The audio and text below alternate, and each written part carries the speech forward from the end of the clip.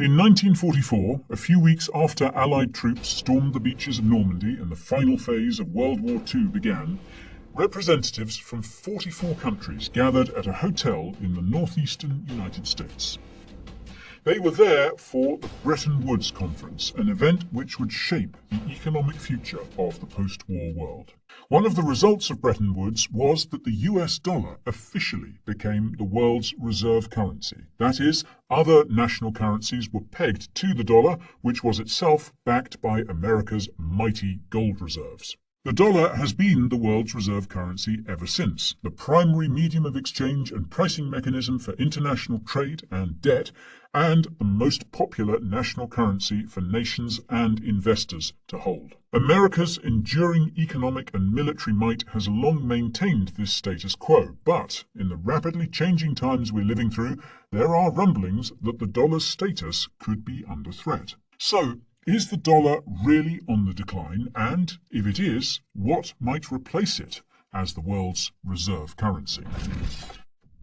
Now, there are many national currencies, and some are more stable and tradable than others. This has been the case throughout history, and it underscores the necessity of having a reliable reserve currency that everyone is happy to trade with, one that's backed by a wealthy, stable, and powerful nation. This makes trade easier and smoother and eliminates the need for countries to trade in riskier currencies that may lose much of their value in a short space of time. Over the centuries, various national currencies, including the French franc, Dutch guilder, and British pound, have been used in this way. On average, reserve currency status lasts for around 100 years, and, as Ray Dalio and others have pointed out, the dollar has now been preeminent for over a century. By this metric, it's living on borrowed time. That's because, although Bretton Woods cemented the dollar's status as the world's reserve currency, it has actually been effectively so since 1920. The US passed the Gold Standard Act, which made the dollar fully convertible to gold at a fixed rate of $20.67 per ounce. This meant that other countries could exchange their currencies for dollars and then convert said dollars into gold, which helped to stabilize the international financial system. But that was then.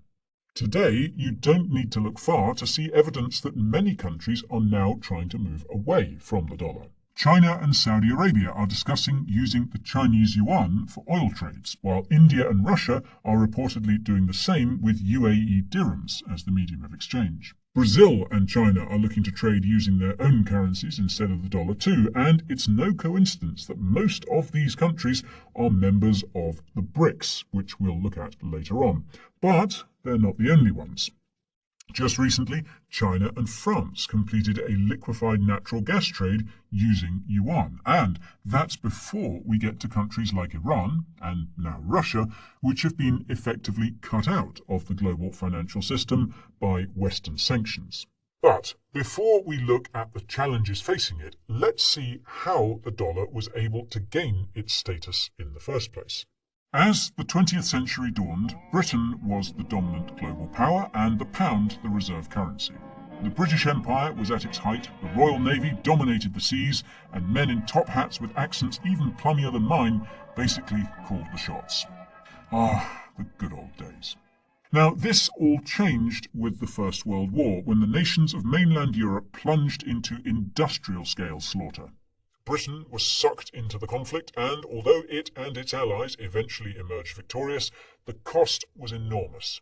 Britain and its colonies lost nearly 900,000 men, and Britain's economy was devastated, with the country's debt rising to £7 billion by the end of the war in 1918. That's well over $400 billion in today's money. Now, it's not quite accurate to say that Britain was bankrupted by the First World War, but its economy, and thus its global standing, took a huge blow. And, crucially, its Johnny-come-lately ally, the United States, which pitched up to the fight in 1917, was the real winner. It emerged economically unscathed and perfectly positioned to take Britain's place at the top of the global pecking order. The dollar became the world's most stable currency. Fast forward a couple of decades and Europe was at it again, only this time in even more devastating fashion.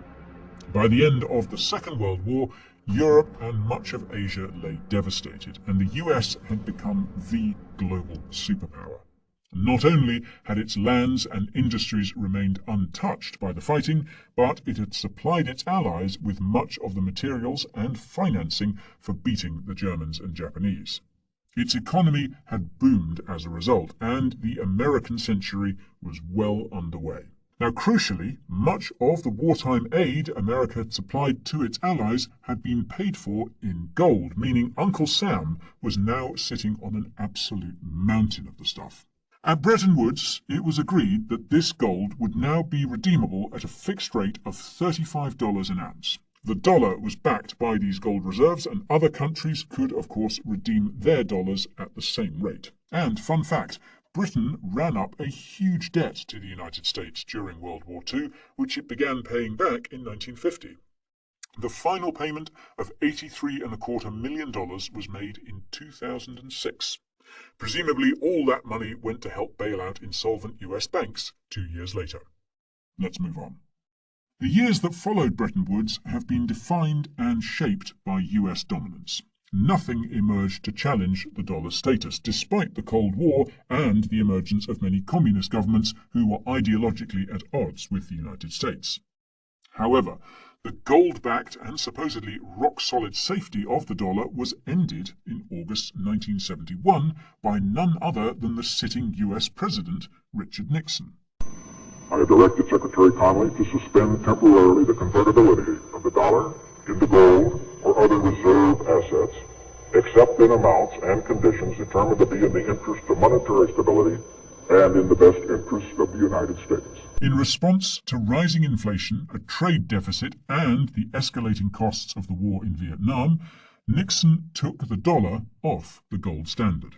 No longer did every dollar in circulation have to be backed by a fixed amount of gold in a vault at the Federal Reserve or Fort Knox or wherever.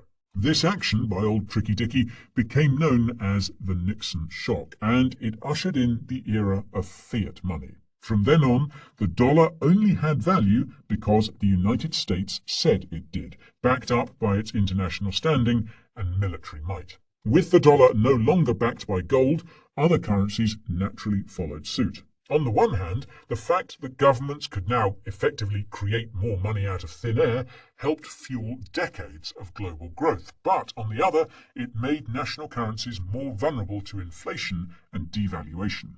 Any crisis of confidence could see currencies and economies go into freefall, or, like the good old British pound, progressively lose value over time. But while the fiat money era may have been bad news for many currencies, the dollar was still backed by the most powerful country on earth. The Soviet Union, the world's only other superpower at that time, finally collapsed in 1991, further strengthening America's standing in the world. The US economy has remained the world's largest in spite of all the financial crises that have battered it over the years. Whatever difficulties the United States has faced, it has always been better placed to weather them than other countries. And, until relatively recently, no other nation has come close to challenging America's dominance. There's also the not insignificant matter of oil, the lifeblood of any industrial economy. As well as Nixon's abandonment of the gold standard, the 1970s also saw the United States sign an agreement with Saudi Arabia to denominate oil sales in US dollars. In exchange, the US agreed to provide military protection for Saudi Arabia and other Gulf countries. This resulted in the creation of the petrodollar, that is, dollar-denominated revenues from oil exports. The dollar was now the reserve currency for oil transactions too, effectively creating a demand for US dollars as it becomes necessary for countries to hold dollars in order to purchase oil. This further entrenched the dollar as the dominant currency in international trade and finance, and many other countries began holding US dollars as part of their foreign exchange reserves. Put simply, if you wanted to buy oil, as all non-oil producing countries have to do, or participate in international trade, well, you had to hold dollars, whether you liked it or not. With the world hooked on oil, it was now also hooked on dollars, giving the US enormous influence over global financial markets. It's also made the global financial system more vulnerable to fluctuations in the US economy and monetary policy. That's why we're always paying such close attention to what the Federal Reserve is up to or what's happening in the US economy. Their effects are felt far beyond the United States because of all those dollars almost every other country holds. Now, perhaps the main reason why many are beginning to question the dollar's future as the world's reserve currency is the rise of China over the last 20 or so years. A once backwards and impoverished communist autocracy has in recent decades become the world's second largest economy, albeit one that's, well, still a communist autocracy. China's growth has been astonishing, and as the world's newest superpower, it has begun to flex its muscles across the globe. Its Belt and Road Initiative has seen it finance and build infrastructure projects in many developing countries, helping to foster links between China and the global south, while also projecting Chinese influence far beyond its borders. The People's Liberation Army is the largest military force in the world. China is the world's largest exporter of goods, the second largest importer, the largest consumer of energy, and the largest producer of steel, cement, and many other industrial products. The massively expanded Chinese middle class is a huge economic force in itself. Free-spending Chinese tourists are a fixture at destinations across the world, while many Chinese have also invested in properties overseas. This sort of economic heft is arguably far more influential than military might in projecting a country's power overseas, and in recent years, China's economy has been predicted to overtake that of the United States by the end of the decade. However, it should be noted that this narrative has been called into question more recently. Whatever the case, China and its economy are the most credible threat to the continued dominance of the US and the dollar. And for those nations which are not natural allies, or are even outright enemies of the United States and the West in general, China is becoming a new center of gravity. There's no doubt that we're moving towards a bipolar world, some would even call it a new Cold War, where you're either with the US or with China. And over the course of several decades of dominance, the US sure has managed to make a few enemies around the world. Tensions with China, meanwhile, are rising, especially over Taiwan. China views Taiwan as its territory and has hinted that it may be ready to seize it by force. The US has committed to defending Taiwan's independence as a liberal democracy. There are fears that, following Russia's invasion of Ukraine last year, Taiwan may be the next major battleground.